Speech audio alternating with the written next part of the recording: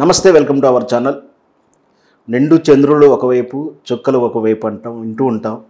అలాగే తారలు ఎన్ని ఉన్నా కూడా ధ్రువతార వైభవం వేరే. అలా ఎందుకు చెప్తున్నానంటే, హీరోలు ఎంతమంది ఉన్నా శోభన్ బాబు ఒక్కడు ఒకవైపు. ఎందుకంటే అతని నియమాలు కానీ, ఆయన క్రమశిక్షణ కానీ, ఆయన సినిమాకు ఉన్నటువంటి ఆ క్రేజ్ కానీ, ఆడియన్స్లో ఉన్నటువంటి ఫాలోయింగ్ కానీ, ఏది కూడా ఈ తరం కానీ, ముందు తరం కానీ, రాబోయే తరం కూడా స్పెషాలిటీ ఉంటుంది ఆయనలో.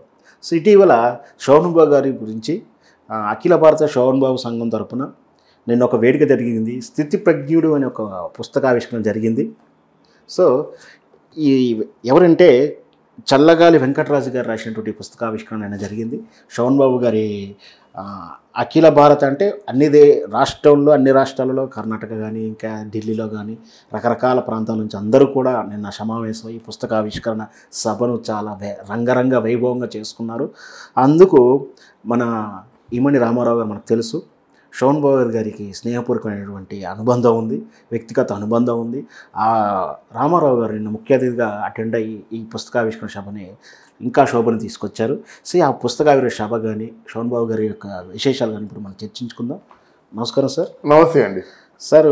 నేను కూడా శోభన్ బాబు అభిమానిగా ఈ పుస్తకాన్ని చూసి కానీ మీరుతో ఆ విషయాలు పంచుకోవడం చాలా ఆనందంగా ఉంటుంది ఇప్పటికి కూడా నాకు. ఎందుకంటే శోభన్ బాబు గురించి ఎంత చెప్పుకున్నా కూడా చాలా తక్కువే. ఇంకా ఈ పుస్తకం అంటే టైటిల్ కూడా స్థితిప్రజ్ఞుడు అంటే నిజంగా కూడా చాలా అర్థవంతమైన, అసలు ఆప్ట్ అవుతున్నటువంటి స్థితిప్రజ్ఞుడు ఎవరినంటే సహజంగా శ్రీకృష్ణ పరమాత్మ తర్వాత అనదగిన వ్యక్తులు కూడా అంత చాలా తక్కువ ఇతిహాసాల పరంగా చూస్తున్నారు. ఈ స్థితిప్రజ్ఞత ఉండడం అనేది సామాన్య విషయం కాదు, యోగులకే ఉంటుంది. అలాంటి ఈ సినిమా మాయా ప్రపంచంలో ఒక సాధారణ వ్యక్తిగా వచ్చినటువంటి శోభన్ బాబు గారు స్థితిప్రజ్ఞుడికి అర్హుడైనాడు.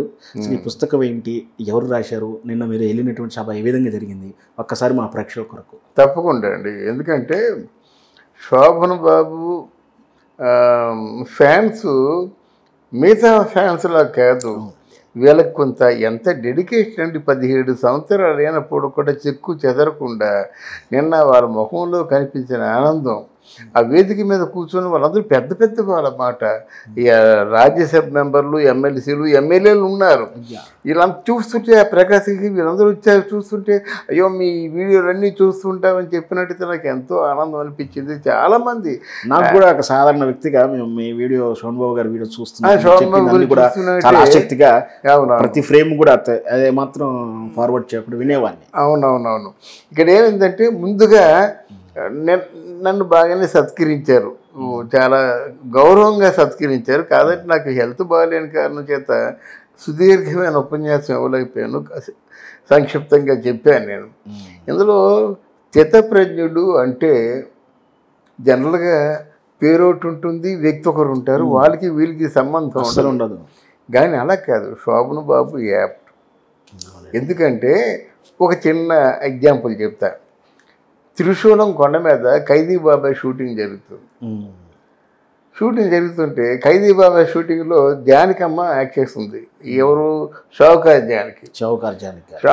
జానకి యాక్ట్ చేస్తుందంటే ఆ లంచ్ అవర్లో వచ్చే భోజనాలు మామూలుగా ఉండవు. ఆ క్యారెట్ తెస్తేనే ముక్కు పొట్లు ఎగిరిపోతాయి అన్నమాట.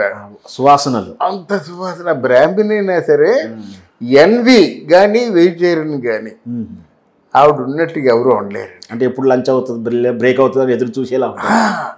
దాంతో శోభన్ బాబుని ఫస్ట్ టైం కలవడం ఆవిడ అక్కడ అనుకుంటారు కదా, పెద్ద స్టార్డమ్ వచ్చిన తర్వాత ఆ జానకమ్మ ఏంటంటే మంచి బాగా వండి తీసుకెళ్దామని తీసుకొచ్చింది. త్రిశూలం కొండ మీద షూటింగ్ ఫైట్స్ గీట్స్ ఉన్నాయి, ఏదో సీన్స్ చేశారు. ఆదుర్ సుబ్బారావు గారి తాలూకు అసిస్టెంట్ టి కృష్ణ అని డైరెక్టర్, దానికి ఆయన ఎడిటర్ అన్నమాట. నా సినిమాలో కూడా ఎడిటర్ మన టి కృష్ణ రేపటి పౌరులు దర్శకుడు. అది కాదు, టి కృష్ణ విజయశాంతి టి కృష్ణ. ఈ టి కృష్ణ అంటే ఆదుర్ సుబ్బారావు గారు అసిస్టెంట్, అంటే టి కృష్ణ అంటే ఎడిటర్, కె విశ్వనాథ్ గారు సౌండ్ ఇంజనీర్ మొదట్లో. ఆదుర్ సుబ్బారావు గారి తాలూకు సిన్సియర్ అసిస్టెంట్ అన్నమాట. ఎందుకంటే ఆదుర్ సుబ్బారావు గారు మొదట డైరెక్టర్ కాదు, ఎడిటర్ అన్నమాట. ఎడిటింగ్లో ఉంటూ డైరెక్షన్లోకి వచ్చాడు. అప్పుడు ఎడిటింగ్లో ఈ అసిస్టెంట్గా పనిచేసినటువంటి కృష్ణ గారు కూడా తీసుకున్నారన్నమాట. అలా వీళ్ళ అనుబంధం అలా కొనసాగింది. చాలా మంచి తెలివైనడు కూడా ఆయన కూడా, టి కృష్ణ గారు కూడాను. వీళ్ళందరూ మూగిపోతున్నారు అన్నమాట. లంచ్ అవర్ కదా, నేను సహజంగా ఏదైనా శోభన్ బాబు షూటింగ్ ఏంటంటే రమ్మని చెప్తుండేవారు, ఏదైనా కబుర్లు చెప్పాలని. ఆయనలో ఒక మంచి పాలసీ అండి, one of the best policies of Shobhan Babu, he never speak anything bad about anybody in the industry అండి. అవునండి, ముఖ్యంగా ఆబ్సెంట్లో ఒకరి గురించి మాట్లాడడానికి ఇష్టపడాడండి. ఎంత మంచి, ఆ గొప్ప ఉదాత్తమైన క్యారెక్టర్ అండి. అంటే మీరు రామారావు గురించి మాట్లాడాలంటే ఆయన ముందర ఏదైనా మాట్లాడదు, ఆయన ఆబ్సెంట్ ఆయన గురించి నెగిటివ్ మాట్లాడదు, అసలు అవసరం లేదు. అసలు ఒకరి గురించి ఎవరైనా పొరపాటున జర్నలిస్టులు వచ్చి, జనరల్గా జర్నలిస్టులకి ఉన్నటువంటి అక్కడ జర్నలిస్టులు చనువు ఎక్కువ ఉండేది, ఇప్పుడులా కాదు. జర్నలిస్టులు అంటే హీరోల కంటే ఎక్కువ ఇమేజ్తో ఉండేవారు.